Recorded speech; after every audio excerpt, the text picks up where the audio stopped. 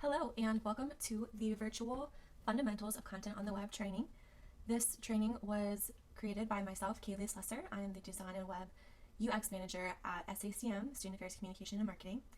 And this was also created by Cody Saylor, who is a web developer in OIT, although he will not be joining me today for the virtual version of this workshop. We have created this for a Division of Student Affairs colleagues to be able to use Drupal and edit our websites as partners to the marketing team. So the first thing I want to go over today is to talk a little bit about the SACM web team and how you can work with us best. So as we scaled back our web editing efforts to make room for our upcoming user experience evaluations and web strategy work, we are requesting some partnership from your individual departments, and here is a list of what we are hoping to see partnership in moving forward. Simple content and typo updates within built pages, changing dates, times, or hours of operation, updating event listings on an event page, replacing and uploading documents. You can work with your account executives to get designs made if you need a new document, and then we are asking that you replace and upload the new document on your own. Updating hyperlinks, linking to new sites, updating your staff listings, whether that be adding a new staff member, removing a staff member who no longer works with us, or updating information such as contact information or titles. And then adding and updating events in the queue has never been something that SACM has supported, but we are mentioning it now just to keep it on this list of things that our partners will need to be doing on the web moving forward. On the other hand, we would like to be involved in some more strategic and large-scale edits, so we are requesting that you involve SACM under the following circumstances. If you need a new page created or an entire new site created, if you are making changes to your home page or another secondary landing page that go beyond just simple text updates. So if you need to make edits, big structural changes to your homepage or design element changes on your homepage, or another landing page within your site, so maybe the landing page for campus recreation fitness, for example, we would like to be involved. Changes to top or left navigation, basically any changes to navigation whatsoever, we would like to partner with you. Design and formatting changes, and then complex updates or major changes. Some examples of complex updates or major changes. Every semester we have updates for commencement, so fall commencement, spring commencement, and it is a big switch that requires changes to multiple pages, and we would still like to support the departments when making changes that are complicated like that. Another example is when we can transition from one family weekend to another. So when Sibs weekend is over and Mom's weekend is the next up, there are a number of changes that the web team goes through to make sure that the whole system transfers over from Sibs to Mom's weekend. And there are components in the navigation and on several pages, so we'd just like to keep up to date on those. Another example of some major changes that were made recently at the time of this recording were the integration of the F45 training to the fitness section of the campus recreation site. Tony Gregory has kept SACM in the loop on all the changes that he's been making to the site and making sure that we are just aware of the changes and advising on best practices for those complex updates. So the web edit request form, I wanted to show our web edit request form because some of you are accustomed to making your own web edits without our support, so I want to make sure that you're aware that this form exists. The link to the form is right here, and this is what it looks like on the web. At the top, it just gives you a couple of notes. We cannot always accommodate rush requests, and any significant requested changes to navigation, site structure, or site design may be put on hold pending a user experience review. And that's just because we don't want to make any big edits before we go and take a bunch of measurements of your site and do a bunch of research on what should change. And we also don't want to make any big changes and then turn around and make some more big changes. So just to go through this form, you would provide your name and provide your email address so that we can communicate with you about your request. If we need to notify anyone else that the request is complete, or ask questions of, you can put their email in this field. You can put multiple emails separated by commas, and we will communicate with all the individuals that you list. You can select your department from our drop-down list. This just helps us to track what we're doing and for who. New or existing page. If you would like a new page created, please select new. And if you are requesting edits to a page that already exists, please select existing. The link would be only applicable if something is already existing, so please provide the link to that page so that we know what needs to be edited. If there are several pages within a site, just provide the topmost link that includes all of the links within, and then include the links within in your description down here. If there is something broken and you're getting taken to an on nuts page or an error page, please provide the link to the page that sends you to that error because that helps us recreate the problem. If you just send us the error page, we will need to ask you more about how you got to that error page and where the actual broken link exists. When could we get started on this edit? That helps us to know if you need the website to stay in its current form until a certain date. So for example, if you are launching a new program on a certain date, or if there are technological changes occurring on a certain date that you need web updates for, but you want to submit them in advance, then you can tell us when we can get started. Otherwise, you can select the date that you are working to submit this web edit. When would you like this completed? If your edits are time sensitive, please select a target completion date. Otherwise, you can leave this field blank and we will get to it as soon as we can in regards to our other web projects. We cannot always accommodate rush requests, but we will definitely always try. Please think critically about timelines and provide realistic start dates and deadlines so that we can manage the priorities on our plate, knowing when it really needs to be done for our partners. In Describe Your Web Request, this is where you can provide context, give any additional links that are related, give us complete information so that we can execute the change. If you are adding content, this is where you can provide copy, or you may provide it as an attachment. You can just tell us anything we need to know to be able to complete the request. The more information you give us, the less time that we will spend following up with you and asking you more questions. We are always happy to follow up, but we know that sometimes your edits may be time sensitive. And keep in mind that the web team may not have the context that another member of the SACM team does. So if you've had a conversation with your account executive, keep in mind that sometimes our web edits are assigned to students who may not have knowledge of that conversation, as well as myself who may not have knowledge of that conversation, but also the students don't always have the context that professional staff have after working here for a couple of years, and they may need just a little bit more help to understand the context of the edit that you are requesting. Okay, so now that we've gone through working with the SACM web team, I am going to give you a training on how to use Drupal. Drupal is the content management system that our university uses, and that just means that it's how we manage the content in our websites. You will hear it called Web CMS, which stands for Web Content Management System. We're going to go over 4 types of nodes and how to edit the content within them today: basic page, a modular page, a staff profile, and an FAQ section. So in order for you to follow along with me, you can follow this link from the PowerPoint and log in.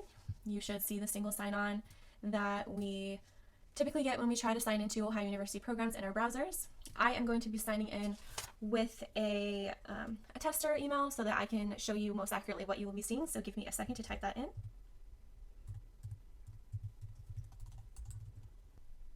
So this is what Drupal will look like once you have logged in. At the top, you will see your user ID. Underneath that, you will see a list of the multi-sites available at Ohio University, and here in the middle, you will see the independent sites available at your university. So the multi-site is a collection of sites that are within a group of student affairs sites, and the default sites are kind of standalone websites that are still within student affairs, but they've been set up a little differently.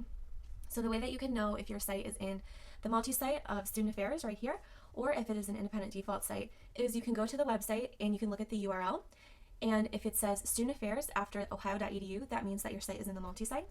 If it just goes straight from ohio.edu/involvement, for example, that means that it is an independent or default site, and you will find it over here in the list. Some examples of sites that are in the multi-site are the Margaret Board Scholars Program, the Dean of Students, and Communication and Marketing's website.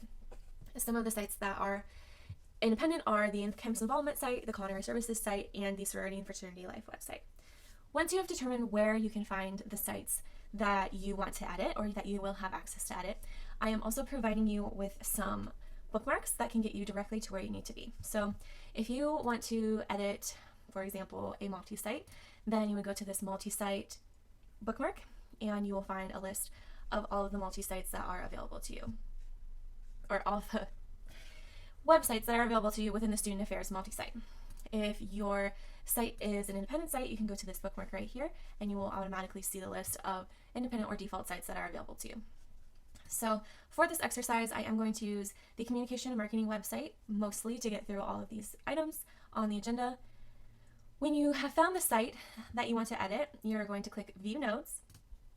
That's how you open up the editing portion of the website. So once you have signed into Drupal, you will see this list of nodes. A node is just a fancy word for a page or a piece of content. You can sort your nodes by published status. So if you only want to see published nodes, for example, you would click Published, Or if you wanted to see nodes that have either been archived or are in a draft state, you would click Unpublished. You can also click here to organize your nodes and only show certain node types. So for example, I told you today we would be going over basic pages, modular pages, FAQ elements, and staff profiles. So if you only wanted to look at profiles, for example, you would click here and then click Apply. You can also search. So if I wanted to specifically find my own name, I might type that in here as well to search for the title of the node, and then I would find exactly my staff profile. I'm going to back up on all of those things. You can also sort through the columns that are available here. So you can sort by title to see the nodes in an alphabetical order. You can sort by content type if you would like to see them sorted by the type of node. You can sort by status if you would like to see unpublished versus published. You can sort by updated to see when the last update has been made and which node that last update was made to. And you can also search by the URL if you are wanting to look at it in that way. So I'm going to have us create a new node today so that we can just play around in the content editor. We are going to use a basic node. So if you could click basic page, then you will see the content editor in the Drupal system. So we're going to start up here with title. You can see some titles of pages that I've worked on recently. So at the title of the page should be what you want the title of the page to read on the top of your website, but it should also give some context to what the content on the page will be. So if this was a page for trainings that are led by the SXAM team, I would make the title Training Programs and Workshops. Then I can start adding content to this page. So I'm just going to add in some fake content here that we can work with. And I'm going to go right across this bar of what is available to you. So you may recognize the big B is to make something bold. The slanted I is to make something italic. This button that is a T with an underline and an X will remove formatting. So you can get rid of bolds and italics and any other things that may have come from something that you pasted into this field. You can enter a horizontal rule or a line that will go across the website. You can insert a table just by clicking Insert Table, and at that point you will need to know how many rows and columns that you are anticipating needing for that table. So 3 rows and 2 columns is the default. Headers are important for accessibility, and we are going to talk about them later on in this presentation. But what you need to know now is that you need to use headers, and it is most likely the case that you will need to have both the first column and first row for your content to be accessible. So I'm just going to go ahead and click both. And again, we will get into content headers and why they're important for accessibility later on. The caption box is for if you want an actual caption to show up under your table, and it is not necessary. So in this case, I do not want a caption. The table will first load and look super small. You just need to type text in it to make it look more like a table. So I'm going to type in table header, whoops, and then table header 2. Wow, that keeps happening. And then, another table header over here, another table header over here. This is just to show you how to type content into this box. And then, this is my first cell and this is my second cell. You can double click on the table to get some options. You might have to click around a little bit, and then you can revisit some of the options that have been already selected. You can also right click on the table if you would like to insert a row or insert a column. You cannot change the number of rows and columns from this menu that we just looked at. So if you're wanting to add or remove, you go to row and column here. You can delete the table, and then you can look at those table properties once again. You can also merge cells and look at cell properties here. So that's how you would create a table. A simple box. Creating a simple box, that is an option that is available, but we would like you to not use. Aligning text. So if I take my little content block here, it is currently left aligned. If I wanted it to be center aligned, I would click here, and if I wanted it to be right aligned, I would click here. Text is most easily read left aligned, so I'm going to leave my content left aligned. We have a way to turn text into superscript and subscript right here. If we wanted to create a link, oh, I'm stuck in subscript. If we wanted to create a link to a different page here on this page, we would describe what we're linking to. So if we want to link to our best practices page, we would type in best practices, and then we would highlight that text because that is going to be our link text. And then we click on this little chain link. And we would insert a URL that we would like to go to. So I'm just going to enter ohio.edu for this example. And then in the title field here, you can create a tooltip. So if the user were to hover over this link, what would I want the tooltip to say? So I might say best practices in web and accessibility, so that they know a little bit more about what they're getting into. There are some advanced options. You can click open it in a new window to open the content in a new tab. And then some of these other options aren't ones that we plan to use together. So just click save, and then you will have your very own hyperlink here. There's also an option to remove that hyperlink. If I click into it, then I can remove it so that it is no longer here. I'm going to undo that. You can undo using Command or Control Z, just like you might in a editing program. So there's also the option to create anchors. So if I have a really long page and I need to create a table of contents, for example, and the best practices are actually way down here. So I want this best practices link to link down here to the best practices content. In that case, I would go down here to best practices, and I would create what's called an anchor using this button right here, anchor. I'm going to call that anchor best practices. It's best to use all lowercase. Whew, the spelling today. It's best to use all lowercase when you are creating an anchor name, and I like to keep it with no spaces. So once I've done that, you will see it adds a little flag telling me that I've created an anchor here for best practices, which means that I can link to this on the page. Then I can go right back up here to the best practices that I want to make my table of contents link, and I can add a link to that anchor by clicking this button right here. I'm going to link to an anchor in the text, and I'm going to select that anchor by name, and right here it is, best practices. Okay. This is also something that you can do to link to other pieces of other pages. You just need to make sure that you create an anchor in the page somewhere, and then when I would republish this page, whatever the URL for this page would be, I would just add hashtag best practices, which is what I made this anchor.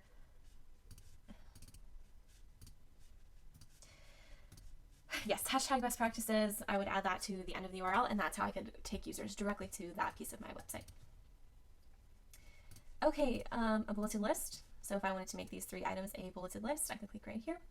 If I wanted to make them a numbered list, I would click right here. If I wanted to indent some content, like if this bullet point was supposed to be underneath the first one, I could move it over this way. Same with this one. I can move it over this way, and then I can also put it back into the previous level. If I want to add a block quote, so for example, if this whole thing was a quote, I could highlight it and then make it into a block quote, and that just affects the styling on the front end of the website a little bit. If I wanted to add a video, then I would click adding a video. Wherever I am in the page, it will add the video there. You just need to paste the URL to your video. We can currently only use YouTube videos, so you would paste your YouTube link right here in video URL, and then you can toggle a few settings. Autoplay will make sure that the video plays as soon as the user gets to the site or the page. This is generally discouraged in web design because it can be disorienting if you have your sound on and a video starts playing on a website. So it's generally recommended that you leave autoplay off unless there's a reason that you need it on. And then responsive video will make sure that the video fills the width of its container and adjusts with the user's screen. And that's really the best user experience, so please leave that checked at all times. Let's see, we can go to YouTube and look at this McDonald's commercial. Or this may be their channel. Let me go to a video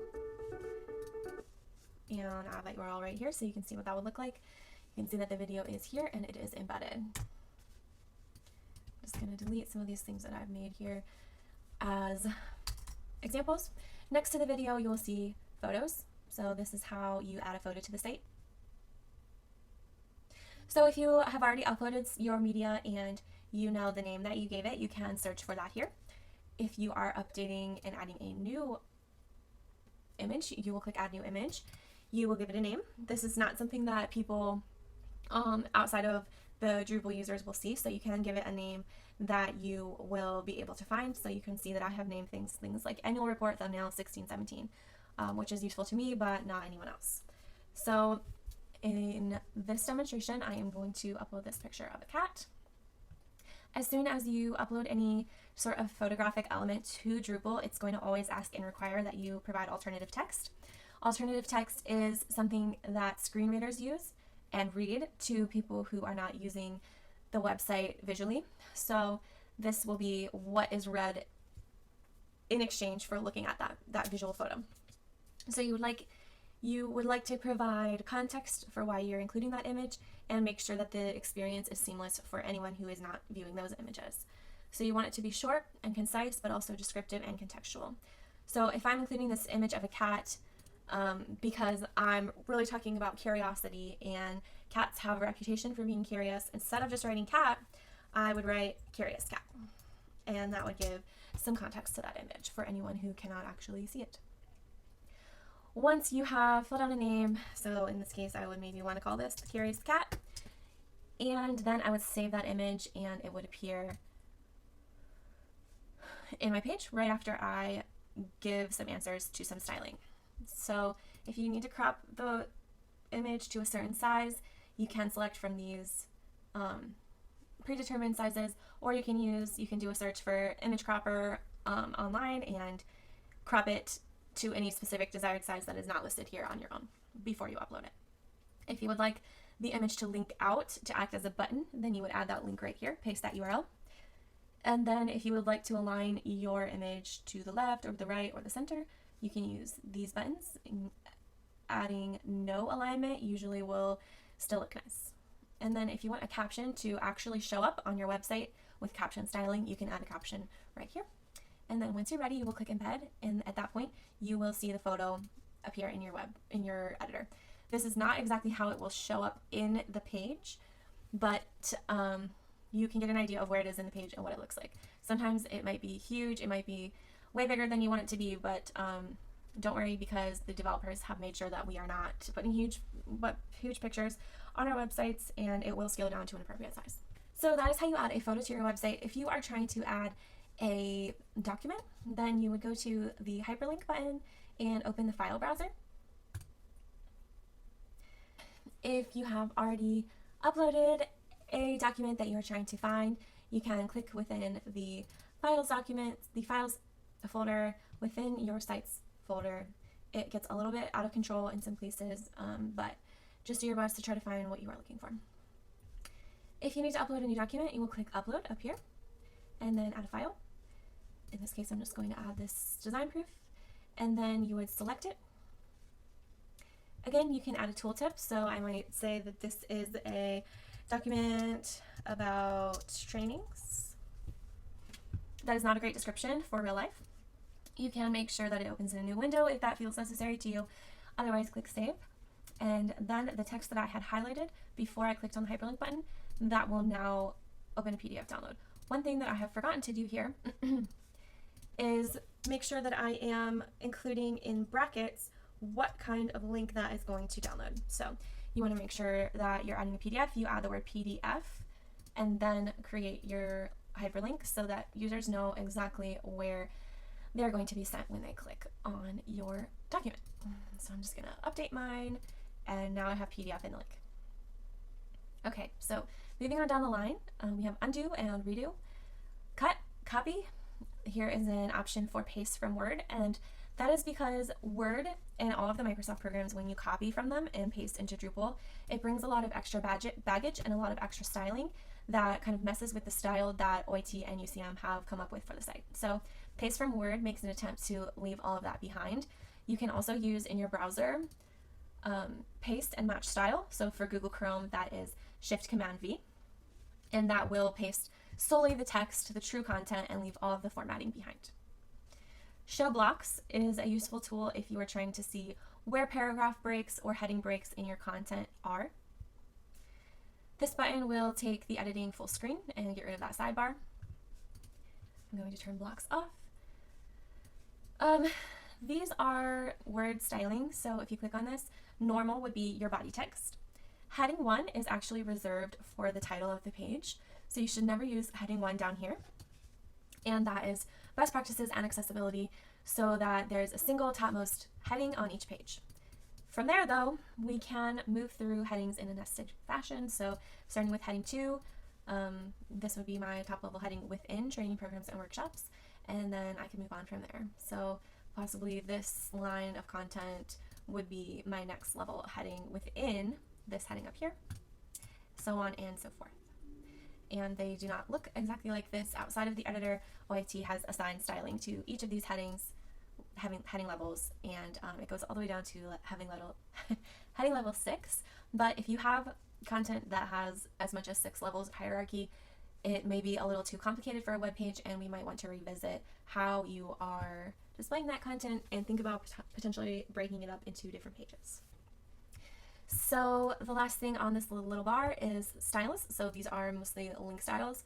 That first one is going to create a green button, and that only works for hyperlinks that are short enough to fit within the green button. Please do not use buttons for any links that are going to take up 2 lines of text on that button.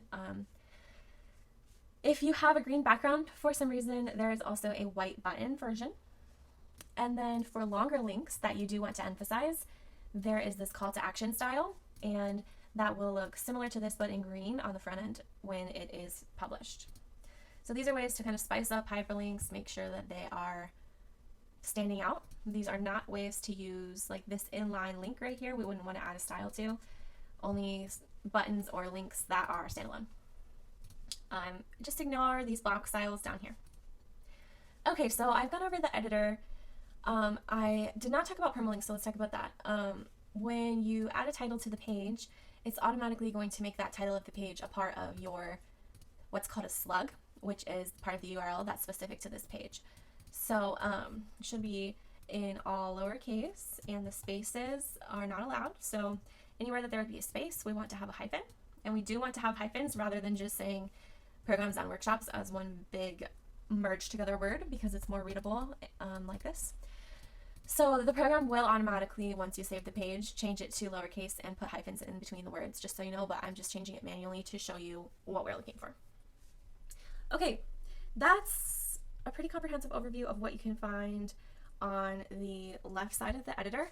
On the right side over here, we are going to start off with a revision log message. So if you're making changes, it's really helpful to add a revision log message that says what you changed, so that anyone else who's partnering on that page, like the SACM web team, knows what has changed on that page, and if something needs to be reverted or undone, it's easier for collaborators or yourself to go back and revert to exactly the correct time that everything was great in. So for this revision, I added content and cat picture. Meta tags is something we are going to skip. Please do not edit anything in the meta tags. Breadcrumb. So the page breadcrumb, right up here you can see an example of what a breadcrumb looks like. It's not exactly the same as what we'll see on our websites, but it gets the concept across. This is telling me where I am on Drupal. So I went from the homepage of Drupal into the communication and marketing site, and I'm currently creating content in a group. Right now, since there's nothing in this box, the breadcrumb for this page on the front end is going to say training programs and workshops. And perhaps that's too long and it's taking up a little bit too much space. So let's just go to the current students page and click into military so I can give you an example. This is what the breadcrumbs look like on the front end. So the Ohio University site, student affairs, current students, and the veterans page. If this breadcrumb is getting super long, if I have a deep path to a site, or I'm just having a really long title, I might call this trainings instead of that full title. And then that will update the breadcrumbs appropriately. Again, if you leave it blank, it will just be this page title that you have entered. Page location. So this tells Drupal where this should go on the site. So if this content should be nested within design, for example, then it's going to add a piece of the URL that puts it into the design category.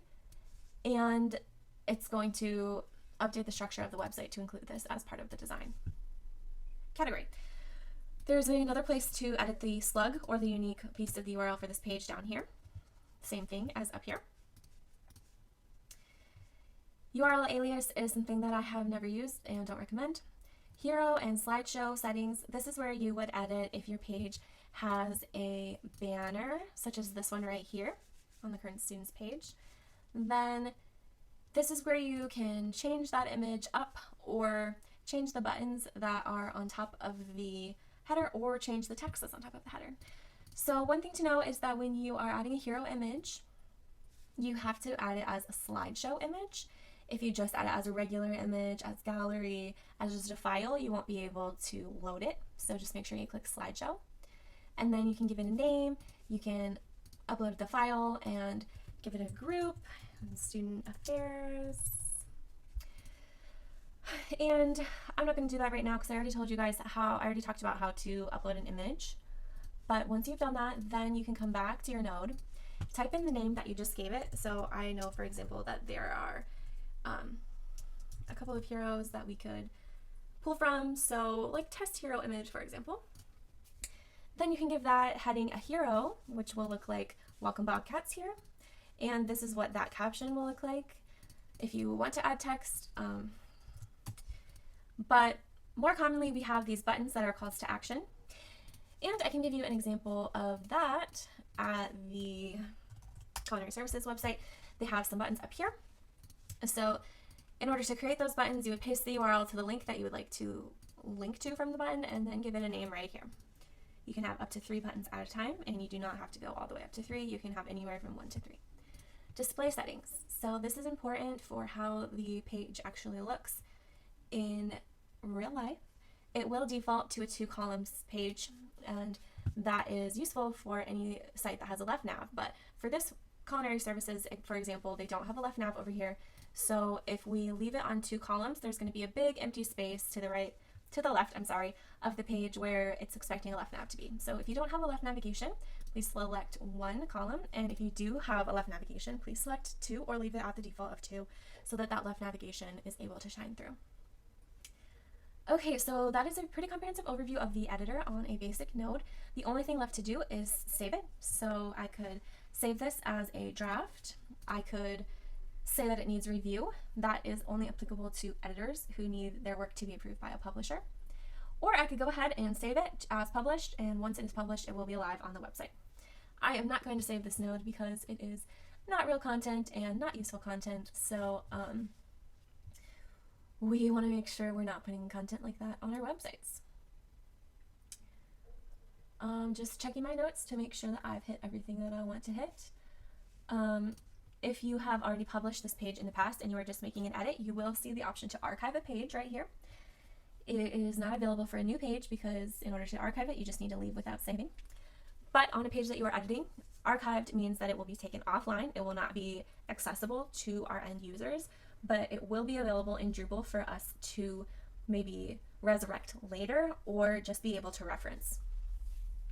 There will also be an option to delete a node if it isn't a new node. So if you ever want to take something offline, please work with the SICM team to delete it if we no longer need it and it's just cluttering up our space. Okay, so that's the basic page. Let's talk about modular pages. So I'm just gonna leave this page behind because that is how you would leave without saving anything and making sure that doesn't update. If you make some changes and you think you've made a mistake, just refresh the page and those changes will not be saved. Okay, so I'm just going to click into a modular page so that you can see how to operate and edit content in one of those. So I'm going to use the user experience on the web page. You can see right here that it is a modular node or a modular page. And I'm going to click Edit Node to open that editor. So you'll recognize a lot of things on this page from what we've talked about in a basic page. We have that same right sidebar with the same exact options. We do have the ability to delete this node because it exists and archive it. So that's what that looks like from what I was just talking about. The only difference with modular pages is that the editor right here is just a tiny bit different than what we're used to on the basic nodes. So modular pages are organized using what we call rows. So each of these rows are rows and you can expand them to look at what is in them. So you'll see some settings that the SICM team is happy to help you with. But if you just have a content edit on this modular page, then you can scroll down here and wait until you see the text box that is the familiar editor that you are used to working in from our training on the basic page.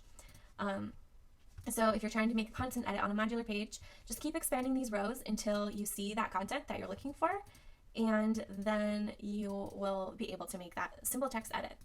If you have anything a little bit more complicated, I would definitely just reach out to the SICM team for help. But you can see that I'm continually opening some editors for each of these rows.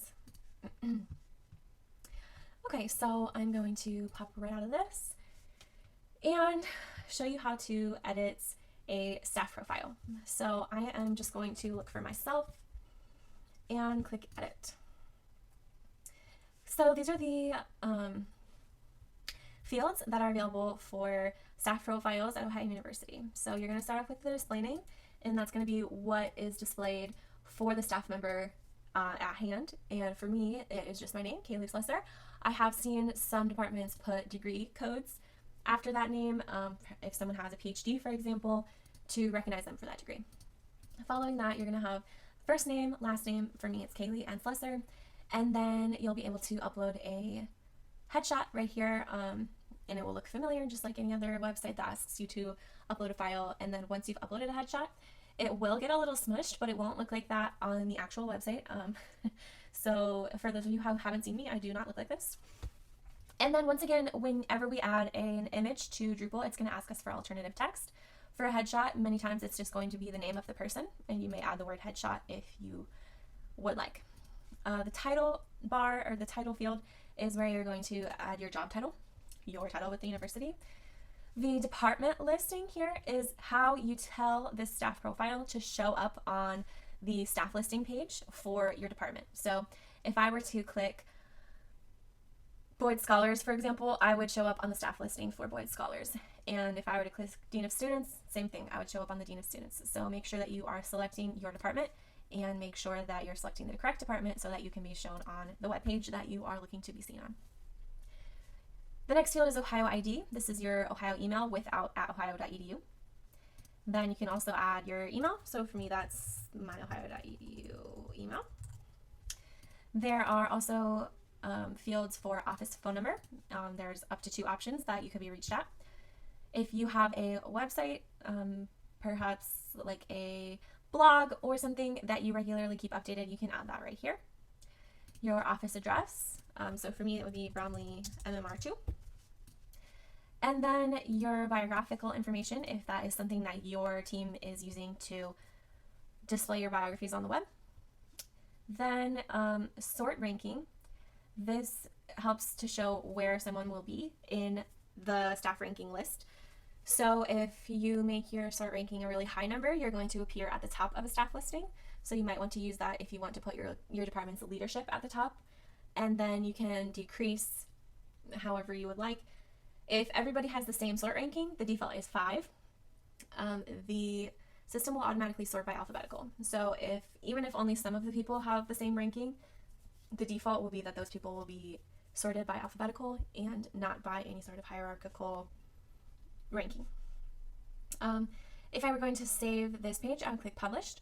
One thing to note about staff profiles is that while all of these fields are available, whatever the department has set up with OIT to display on your staff page is all that is going to display. So I don't believe that my team has email or phone or a website set up to show. So even if I fill it out here, it's not going to show up on the website unless my team communicates with OIT to get a different configuration for our staff page made. So before you make edits to your staff profile, you may want to look and see what other fields are showing for the rest of your staff. Okay, so I'm not going to save changes to that node. I am going to pop on over to the Dean of Students website to show you about FAQs. So, for example, let's just go ahead and look at the CATS covered FAQ element, which is right here. So, let me go back. FAQ nodes are a little bit particular in that they aren't actual pages, they are loaded onto modular pages. This is the same for staff profiles, actually. So you may think that you can edit your staff profile by going to the staff profile page, but you actually need to edit the individual profile nodes. Okay, so when you need to edit the FAQ, you will find the FAQ node that is related, and you go to Edit Node, and here you will see the questions and answers that have been added. And if you go down, you can add a question and answer, and you just type right into the box. The question doesn't have any available styling, but you can style your answers however you would like, and an FAQ will show up to the user as these hidden drop down questions that expand when you click on the question. And you see if I were to try to go to this actual page to edit that, so we're looking at Bobcats Helping Bobcats.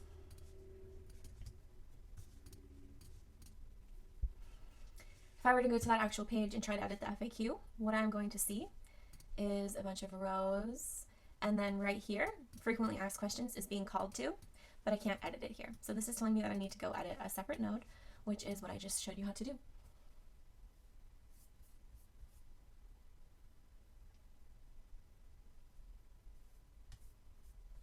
This concludes all of my notes on how to use Drupal, and I hope that you have learned a little bit of something. If you have any questions, you are welcome to reach out to me directly, and I can help you however I can.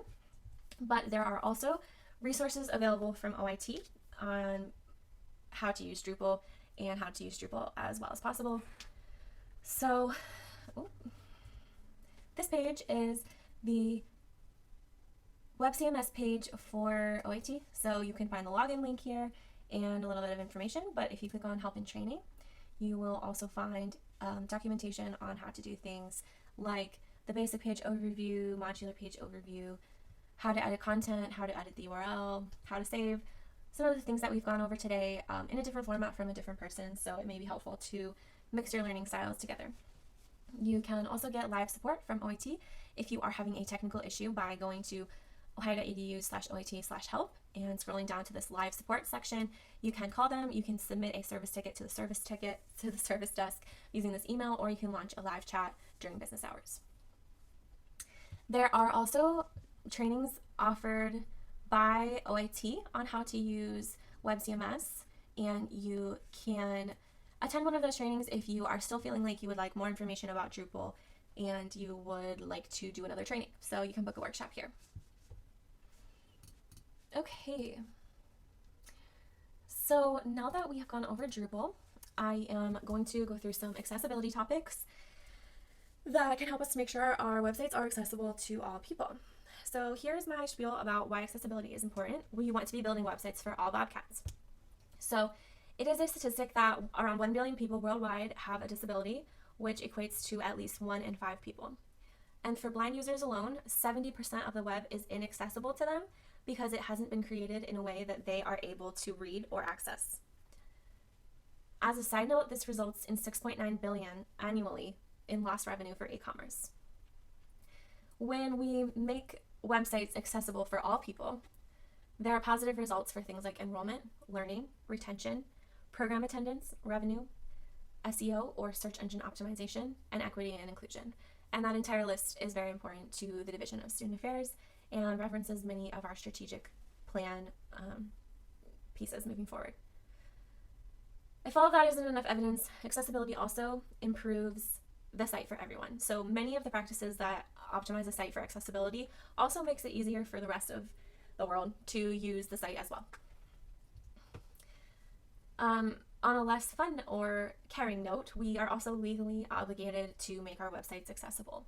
OIT has a policy for accessibility that went into effect in August 2017, and we are expected to be compliant with that policy. I will link to that at the end of the accessibility portion. More broadly, there have been national cases and legal action taken against universities and other sectors for websites that are not accessible to all users, and it's growing. So in 2016, there were about 262 accessibility legal cases, and in 2019, there were 2,235. One of the more common examples may be Domino's. So you may have heard that Domino's was sued because their website wasn't accessible to all users. So if we aren't making our website accessible, or if we are making rogue edits that are not accessible, then we are putting the university at risk for legal action. Okay, so how do we make this website accessible? How do we work together? The 4 pillars of accessibility are perceivable, which is just making sure that everything is perceptible no matter what senses can or cannot be used. It's operable, it is functional, it's working, it's understandable, it makes sense, and it's robust. It's versatile across devices, tablets, phones, computers. You don't have to have a certain phone or a certain type of computer to be able to access the site.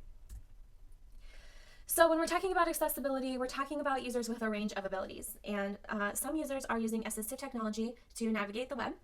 And I think it's important to go over some of these types of technology before we talk about accessibility because it puts it into perspective. So there are users who are navigating the web through a keyboard alone. So perhaps a mouse isn't available or applicable to someone. They are navigating with just the buttons on the keyboard, and it is important to make sure that websites are optimized for them to be able to do so. A screen reader is a tool that will read aloud the content on a website. A braille reader, you'll see this top image here is a braille reader, and it is similar to a screen reader in that it reads out the content of a web page, but it reads it in the form of braille that pop up in these little plastic little pieces of plastic that turn into braille for the user who is reading the content on the web. Mouth sticks and wands. This here is a picture of a mouth wand, and this user is operating the web with his mouth, and that is how he is clicking buttons on his computer here. Switches is a way to navigate the web through buttons or a collection of buttons. Eye tracking is software that can track where a user is looking on the web, and that is how they can navigate the website. A screen magnifier is also software that that magnifies content on the web for someone who cannot see as well, so they need the content to be a little bit larger. And voice recognition is speaking to a piece of technology and having it react. So many of us would have experience with using Siri, Alexa, or Google and speaking into those devices, and that is a type of assistive technology that is a little more common. So I'm going to go through some different types of abilities, talk about some of the disabilities that are associated, and then talk about what we can do as a team to make sure that our websites are accessible to a wide range of abilities in each category. We're going to start off with visual ability. So when we're talking about visual ability, we are talking about blindness, color blindness, low vision, a bright environment, or small devices. So when you think about a bright environment, think about trying to use your laptop or your phone outside. You may have less ability to distinguish what is on the screen if there isn't enough contrast. And then, if you're navigating with a very small phone, it might also be very hard to see. Color blindness would mean that you can't distinguish between certain colors or a blend of colors, and then blindness or low vision may mean that you can't see a website whatsoever, or it's hard for you to see the content on a screen. When we go over each of these categories, the stuff that we can do as partners, meaning SACM and the departments of the Division of Student Affairs, the things that we can do together and the things that we're asking you to partner with us in are in bold and they are in green. And then there are some other steps, if you're interested, that OIT, UCM, and SACM are doing behind the scenes to make sure that accessibility comes together. I'm only going to go over the things that we are asking you to do as partners today, and you are welcome to read through the rest. Okay, so to make our websites as accessibility as possible in terms of visual ability, these are the things that we can do. Use descriptive and appropriate heading levels. This helps everyone to be able to know what is the content that goes within each heading and what level of hierarchy we are at in the page. So a screen reader, for example, one way to navigate the web with a screen reader, which is a device that will read out the content on a website, one kind of setting that is able to be used is to navigate the site through the headings that are available on the page. So this simulates what somebody with visual ability would be able to do, scanning through the page and scrolling down, looking at the different headings and seeing which ones they would like to read and which ones they feel they are able to skip to get the content that they want. A screen reader helps anyone who doesn't have the same visual abilities to be able to scan through a page and only look at the pieces that are relevant to them. And that is why it's important for us to use well-named heading levels and make sure that we're using the appropriate heading level. When I say the appropriate heading level, I want to bring you back to that editor. We start with H2 because H1 is only used for the page title and it can only happen once on the page. Then we start with H2, nested within that is H3, nested within that is H4, and so on and so on. It's important that we use headings as hierarchical informational tools rather than styling text how we would like it to look. So each of those headings have a different style associated with them, but we are wanting to use it appropriately so that people using a screen reader can appropriately read our websites. Moving on to my next point, Provide contextual alternative text for photographic content. So we also talked about this when we were adding photos to the editor in Drupal. Every time you add an image to the site, it's going to ask you to add alternative text, and make sure you are providing a concise but contextual description of that photographic content so that anyone who cannot see that photo can also extract the meaning that was meant by adding that photo. Label hyperlinks and buttons descriptively for use out of context. So we just talked about how someone using a screen reader can navigate the web by looking at all of the headings on a page and sorting through them. They can also look at a list of available actions or links and buttons on the page and click through to see what their next page is going to be. So they can pull up a list of hyperlinks and buttons on the page and then click on what they would like to click on. But those links are taken out of context in that scenario. So all hyperlinks need to be named based on where they are going and what content is going to be there when it's clicked. This means that we can't use hyperlinks such as click here or read more, because if you're looking at a list of links and they all say click here or read more, it tells you nothing about what those links go to. So we want to make sure that we're labeling our hyperlinks based on where we're going. And that might make you have to reformat your sentence from what you were originally going to say. But try to make a spin on it so that you can include the words in the sentence that describe where you're going with that link and make those the link text. Okay, moving on to the next point. Publish all information directly onto web pages as live text rather than burying content in document downloads. So we're used to having a lot of documents, perhaps printed booklets. As we move more and more into the web sphere, we would like to see more and more information published live on the website rather than being something that a user will have to click on and then download to access. This is the same for PDFs. We would just like to make our information as easily accessible as possible so that someone doesn't have to dig around in content downloads to read the information that they're looking for. So whenever possible, consider taking that information out of the Word document and adding it directly to the page and making it much more concise. When you are adding a document that can be downloaded or viewed on the web as a PDF, it is important to make part of the link the file type in brackets. So you might have Word, if you're using Microsoft Word, in brackets, or you might have the letters PDF in brackets, and that would be part of the hyperlink that you create. And this helps users to know what is going to happen when they click on that link. It's not only for accessibility, but for everyone to know what is going to happen if I click on this link. Am I going to have to open Word? One of the ways that this makes it more accessible for use on the web is that you know what program you will need to have to access this information. So for example, if we publish information in Word documents, not everyone would have Word on their computer to be able to read that content. So first, we would like to get that content live on the web rather than in a Word document. And second, if we do need to or want to include that Word document as supplemental, something that you can download in addition to the live text, then we would need to put the word Word in brackets so that a user would know that if they clicked on that link, they were going to need to download and open a Word document.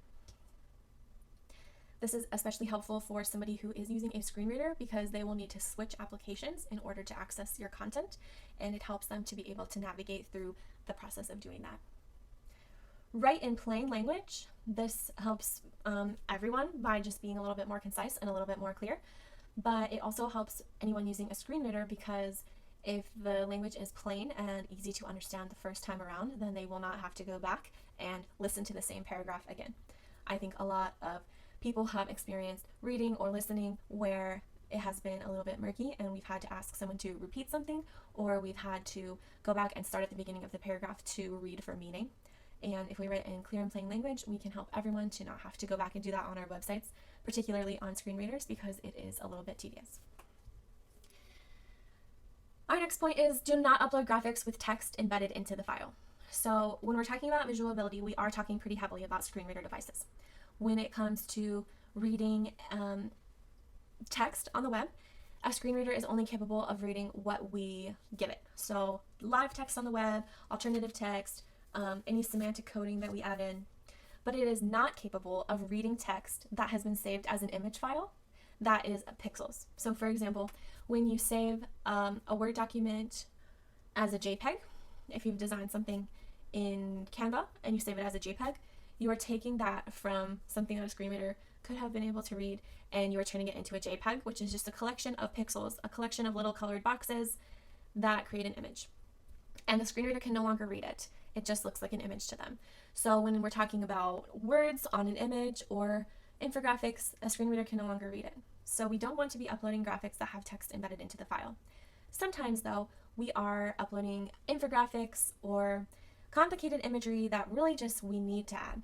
So in that case, we need to supplement infographics with the equivalent text explanations. So if, for example, you have a map of how to navigate a facility, the accessible way to supplement that map would be to give an equivalent text explanation underneath or at a link that is nearby the image so that someone who cannot view that map can appropriately also understand the content. One exception to using graphics with text on them is logos. Logos we can upload and use.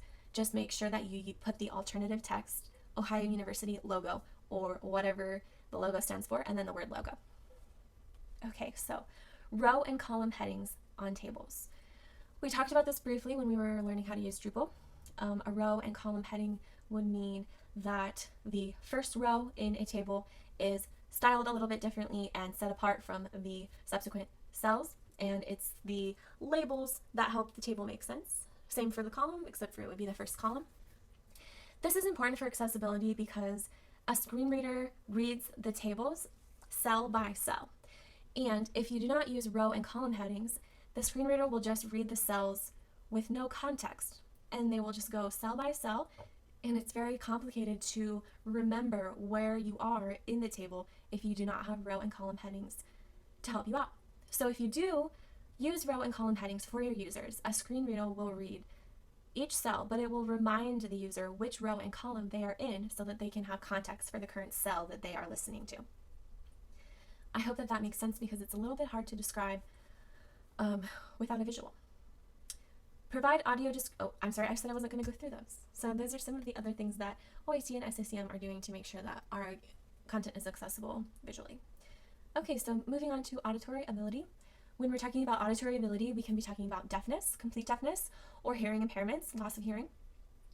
Loud or quiet environments. So think about when you are trying to maybe watch a video or have a phone call with somebody in a very loud environment. You have so much sound surrounding you that you can't hear the call or the video. And then on the flip side, think about a super quiet environment like the library. If you're trying to watch a video in a quiet environment, you can't really do that without disrupting those around you. Unless you have headphones. Which, if you don't have headphones, that becomes a problem. And if you don't have speakers, or if your speakers are broken, then it's impossible for you to access audio on your device. So some of the things that we can do to make sure that our sites are accessible to everyone with a range of auditory abilities, we can write in plain language.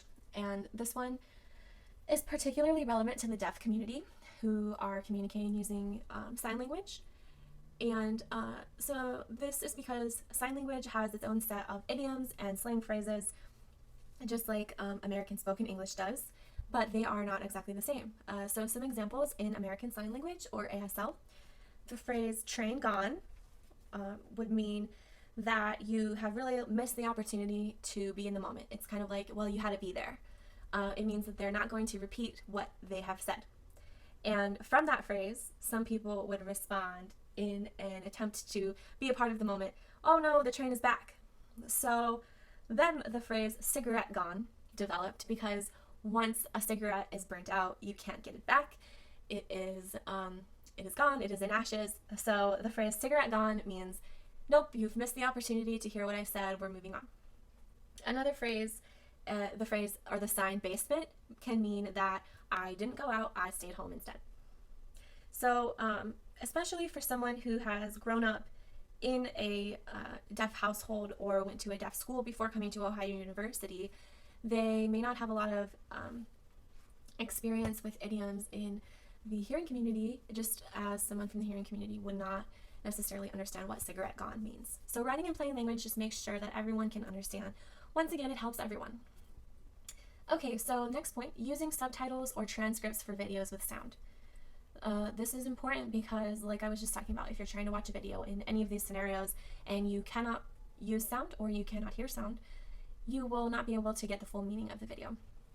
So adding subtitles, captions, or providing a transcript of the video content is necessary for making our sites accessible.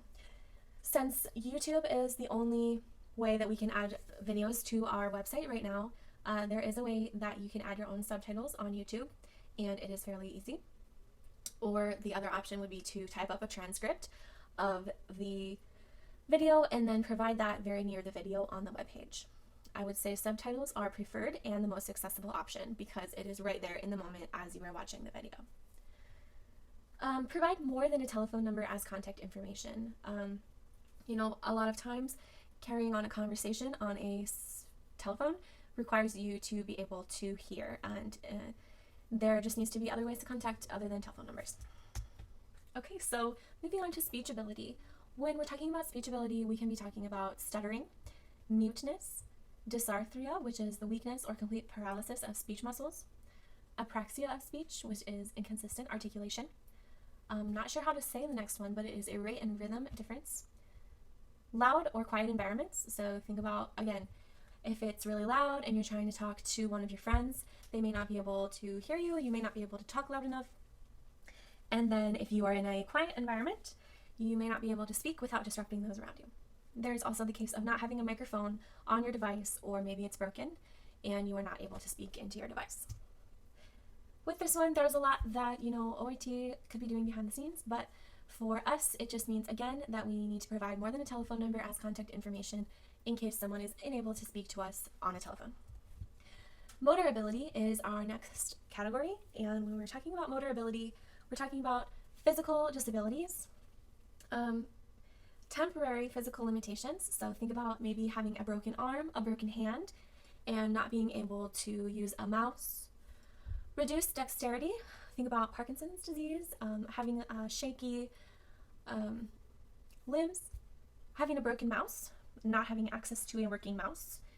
And then also think about using your device on the move. So sometimes you might have experience with trying to walk and use your phone, although that is not recommended. I know that probably most of us have done that. If you're trying to click on a button that's really small, you kind of have to pause and click on that button with a lot of precision, and it's hard to do while you're walking. So these are some of the instances that motor ability would come into play. For us, that is going to mean that we minimize long scrolls, because when we think back to some of our assistive technology tools, for example, if you are using a mouth wand to scroll through a page, or if you have a lot of strain when trying to use a mouse, it can be very taxing to have to scroll through a super long page with lots of information on it. So we can minimize long scrolls by breaking up content into different pages, by making our content more concise, and by using the design components that are available to us to make sure that our pages are not extravagantly long. Okay, this is our final category of abilities, and it is cognitive. So when we're talking about cognitive ability, we are talking about anxiety, autism, dyslexia, reading and education levels, ADHD, learning disabilities, memory impairments, and seizure disorders. And there's also a wide range of things that I probably haven't mentioned that could be a difference in cognitive ability.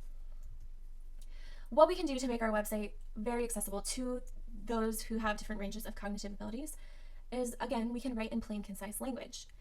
This is especially important for individuals with autism who have trouble understanding the idioms that we use, like it's raining cats and dogs versus saying it's raining a lot. It's better to use more literal and plain language and concise language. Use consistent formatting and layouts. So many times when you're looking at your pages, either OIT, UCM, or SACM have set up a formatting system and a layout. And if we're consistent in using those conventions that have already been set out, then it's easier for our users to learn what to expect moving down the page. So if there's a pattern of event name, event description, price, and then link out to the ticketing sales, it's best to repeat that formatting exactly as we have it with the exact styling that we have used, so that anyone using the site can see that that is the format to expect and then look for it throughout the page. And they only have to really pay attention that first time. Our next point is to break text into bullet points and shorter paragraphs when possible. This reduces the cognitive burden of reading a chunk of text. If it's broken into bullet points, it can be easier to understand. Shorter paragraphs, they can help make sure that you have gotten through that paragraph and you're ready to move on. Consider the reading level of your language. We recommend using a 9th grade reading level, and I will provide a resource to make sure that you can check what you're writing to see if it is at a 9th grade reading level. And this is to make sure that our content is accessible to people with different education levels and different levels of literacy. Provide contact information for questions and support. This is important for any type of misunderstandings or cognitive disabilities. It's also relevant for people with anxiety who may need to resolve some questions that they are having about the content. Also related to anxiety is providing information about next steps, what to expect, and the timelines. So particularly with things like events, it can be most accessible to provide information about what to expect at that event, what is expected of an attendee, so that people who are anxious about certain situations can know what to expect and what is going to occur when they arrive. Same thing with, what are the next steps, what are the expectations, and what are the timelines. Clearly laying that information out concisely can be helpful to people with anxiety. Supplement text with images, diagrams, video, or audio. Basically, what we're getting at is looking at or portraying your content to people with a variety of different learning styles. So catering to visual learners, catering to people who learn best through audio, and then people who also learn best through reading. So just providing as much supplementation to your content as possible in different formats. One other thing that we can do is to keep text blocks aligned to the left as much as possible. People who speak English are primed to read text that is aligned to the left because we read from left to the right. So our brain is primed to go to the left of the next sentence when we are dropping down to a line. And if text is center or right aligned, that next line will not be in the place that our brain expects it to be. So for that reason, it is most accessible to keep all of our text, whenever possible, aligned to the left. There may be some short phrases or titles that you can put in the center, but using left-aligned text, especially for large blocks of text, is best practice. Use sentence case or title case. So when I say sentence case, I mean that the first letter of a line or sentence is capitalized, just like we would write in sentences. Or title case, which is capitalizing the first letter of every word, That is title case. This is particularly helpful for those who have dyslexia because lowercase letters are optimized for having contrast, and uppercase letters, or all caps, are more uniform, and that makes it harder for people with dyslexia to distinguish between the different letters. They really excel or they are more easily able to read when you use lowercase letters in combination with capital letters appropriately. So we want to avoid caps lock whenever possible. Okay, so if you're interested in learning more about accessibility, there are some resources here. I have linked the OIT set of resources for accessibility here. I have also linked OIT's policy for accessibility in that second bullet point. The third bullet point is a accessibility course that you can do in about an hour on your own to learn or review accessibility concepts. And then that fourth bullet point here are the standards and guidelines for accessibility worldwide. And then finally, WebAIM is just another collection of accessibility resources. AIM stands for Accessibility in Mind. Okay, so the last section I have for this training is optimizing written and visual content for the web. In order to talk about that, I want to explain a little bit about the science or research that says kind of how we use the web. So we as humans are primed to scan. So think about even just in our environment, we don't look at every single little thing that's around us. We look around for the things that are relevant to us, or for the things that are moving or flashing or different color, things that we have a particular investment in or we really like. It's the same with content on the web. So we are really scanning pages. We're looking, we're looking here and then there and then there and then there. Our path is really a zigzag around, and we are reading titles and we are reading bolded information. We are looking for the information that's really important to us. We don't typically read a website from start to finish. We are also mission oriented. So It's maybe a little more common if you're bored to browse through the web, but typically users are on a mission. They're looking for something on the web. They are trying to accomplish something. They have a goal in mind. They also have other priorities for their time and energy. So many times if a user is trying to complete a task on the web, they are not looking to go about it in the longest way possible. They're looking to find the shortest route to completing their goal. And then they're off to spend some time with their family, get their homework done, do something a little bit more fun, watch their favorite show. They have other things that they're wanting to do. So a lot of times we're moving through the web at a very quick pace, and we're maybe distracted, we maybe don't have a lot of time, and we're muddling through. All of this plays into the word satisficing. So satisficing is choosing the first reasonable option and clicking it. So this is, the opposite side of this would be looking at a website linearly and really doing the research to determine which link we need to click on in the website. We satisfice instead, because if we click, there's not a lot that can go wrong. If we find the wrong page, we just click back. And sometimes if we put in all the effort to really try to understand a website, sometimes it still doesn't pay off. So we have learned to satisfice muddle through websites, and just get to the first reasonable option that we think could be right. So for us, that means we need to not design websites to be experienced linearly. We need to design them with keeping in mind that people are scanning through, they have a mission, they have a goal, they have other things they would rather be doing, and they're going to click what they think is right from the beginning. We can approach design from a billboard perspective. So if users are scrolling through our website and they're going 60 miles an hour, like you might be on the highway, what is that content that we're going to put in the billboard? If we try to tell them that everything is important and we put everything on the billboard, they're probably just going to drive right by that billboard and they're not going to retain any of it. Or we could help them by giving them a lot of heading levels, helping them to see buttons that relate to their mission. Apply now for this position, or download this document that has all the information that you've been looking for. And we can help them to make sure that first thing that they click on is actually what they're trying to get to. So we can make sure that our links are appropriately named, that our navigation is appropriately organized, and that there's not a lot of room for confusion. When it comes to adapting written content for the web, typically we start off with something that is maybe for a print piece or for a social media post. When it comes to adapting content for the web, what we want to do is reduce word count by as much as 75% and eliminate fluff. So the web is really meant to be a very concise platform that contains the details necessary, but is not like a super long book about a program. It's just the details that you need to know. Many times when we think about the web, it is limitless. You don't have to fit everything on a single piece of paper, so people tend to include more information than less.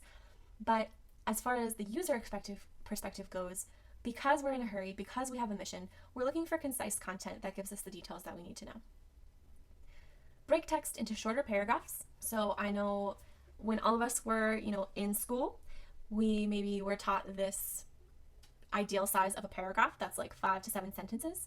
But when it comes to the web, leave all of that knowledge behind. We can have paragraphs that are a single sentence long. We can have paragraphs that are a couple of sentences long, but we're really looking for shorter paragraphs. And that's because it aids with scanning and the ability to go through the topics. Oh, I don't need that topic, moving on to the next. And it also just helps to keep us concise. Use bullet points when possible. Those are very easily scannable, and they also require concise language. Use appropriately named and nested headings to preview topics and improve scannability. Name page titles and slugs descriptively. SACM will help with that, so making sure that our page titles actually describe what content is on the page, and the same for the URLs. What content can you expect to see here? Use words that people are likely to search in your content for search engine optimization. So if you are making a website about fitness, you may use words like fitness, working out, going to the gym, things like that people may be putting into their search bar to find information relevant to you. For us, especially in combination with the words Ohio University, the more keywords that you use in your content and in your page, the better people will be able to find what they're looking for on your page or your site. Follow formatting styles on, this is, backing up here, after we've talked about written content, this is a slide about supplementing your meaning with appropriate visuals. So once again, please follow the formatting styles on design pages that have been laid out. Use link styles to emphasize key actions. So if you remember when we went through Drupal editing, there are a couple of different button styles and a call to action style that emphasizes a key action. And this helps users to be able to see what's available and quickly know what we are asking them to click on through a scan. Break up long text blocks with visuals that add value. So it's not necessarily efficient to just add visuals and photos for the sake of it.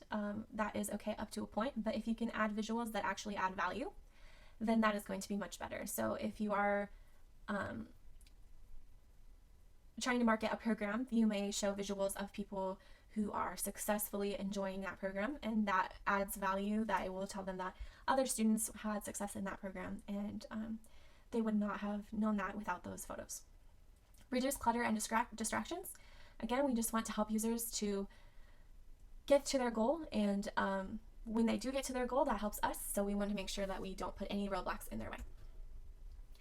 I am putting a shameless plug in for brand guidelines. We want to follow the layout and the styles that have been set by UCM. We do not want to make our website stand out and unique from Ohio University. We want to become part of Ohio University and stay part of Ohio University to our users and in our users' minds. We want to stick with green and white color schemes whenever possible.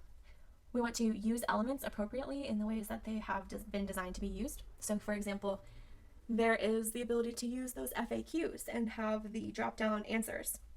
Well, we've been asked by OIT and UCM to use those appropriately only for frequently asked questions sections, not just whenever we want to use a drop-down. So we need to make sure that we are appropriately using the elements that have been designed for the site. And if you have any questions about what is the right thing to do as far as brand guidelines go, please check in with your account executive or myself and we will help you. That is the end of this virtual training. If you wouldn't mind clicking on this link in your PowerPoint, you will be able to evaluate how it went. This is all that I'm asking you to do, is just fill out a couple of multiple choice questions and then give me some additional comments.